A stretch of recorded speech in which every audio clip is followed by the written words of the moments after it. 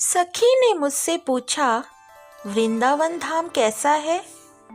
पागल मन बोला, अरे बिल्कुल मत जाना, बड़ी मायावी नगरी है। एक बार गई तो सही सलामत वापस नहीं आ पाएगी। कहीं से भी ढोल नगाड़े मजीरे बज उठते हैं और पाँव नाचने को मजबूर हो जाते हैं। फिर से प्रश्न आया कि क्यों, ऐसा क्या है उस नगरी में? मन से दोबारा आवाज आई, माया की नगरी है, वहाँ का राजा जादूगर है और बहुत बड़ा लुटेरा भी। इधर कदम धरा उधर सब लूट गया समझो। मनुष्य को बावरा कर देता है, पागल से भी बदतर।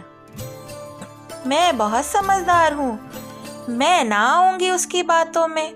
वो बात करेगा तभी तो समझदारी दिखाओगी। तुम्हारा काम तो उस काले कलूटे राजा की नगरी में पांव धरते ही हो जाएगा।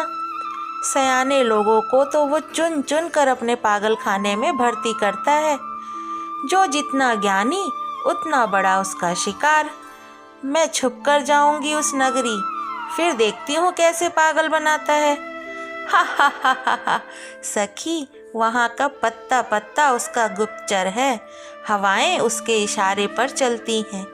तुम उसकी सीमा में गई नहीं कि लूट जाओगी। ऐसे कैसे लूट लेगा? सुना है उसने गाय फैला रखी है गुप्तचर बनाकर।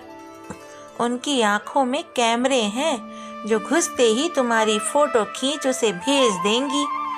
वो गाय ऐसा गोबर करती है कि उसकी खुशबू से मनुष्य के दिमाग पर असर होना शुरू हो जाता है। मैं सतर्क रहूंगी, मुंह ढक कर नाक बांध कर जाऊंगी। सखी, किस किस से छुपेगी? उसके मायावी ग्वाल बाल बात बात में तुझ पर जादू कर देंगे।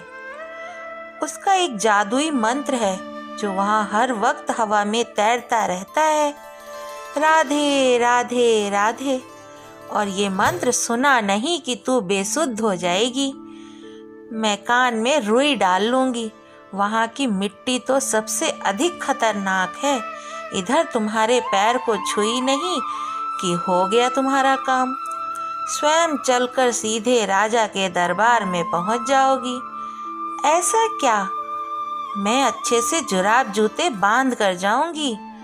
अरे सखी, वहाँ जाकर तो अपनी देह भी देह नहीं रहती, साफ इनकार कर देती है कि मैं तो इस काले राजा की हूँ, तेरी ना मानूंगी। वहाँ के मनुष्य, पशु पक्षी पेड़ पौधे सब मायावी हैं, इतने मनमोहक हैं कि तुम पर नजर ही ना हटा पाओगी।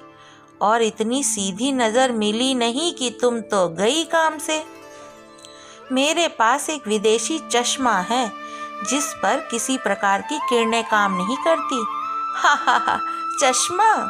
उस कलुए राजा ने एक वानर सेना इसी काम के लिए लगा रखी है। चश्मा कब उतार कर ले गए तुम जान भी ना पाओगी। चलो कोई बात नहीं, अब जो होगा देखा जाएगा। अच्छा ये बताओ, वहाँ घूमने को कोई बाग है? है, पर वो भी राजा की माया से बंधे हैं।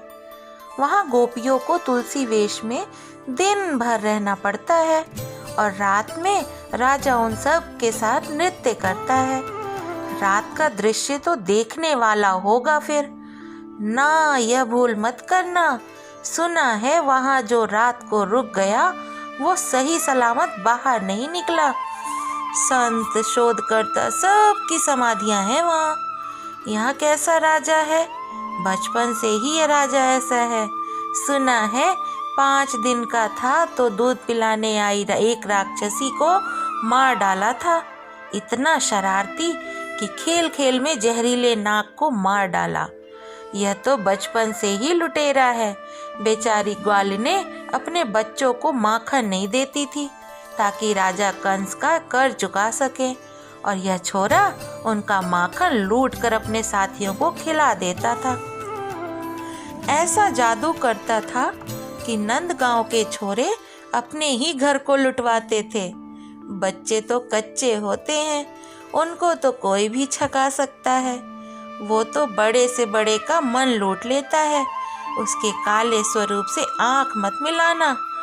पता नहीं क्या जादू है उन आँखों में कि मनुष्य बावरा होकर सड़कों पर नाचने लगता है। खुद की सुध नहीं रहती, बस जी चाहता है कि उसी की नगरी में रम जाऊं।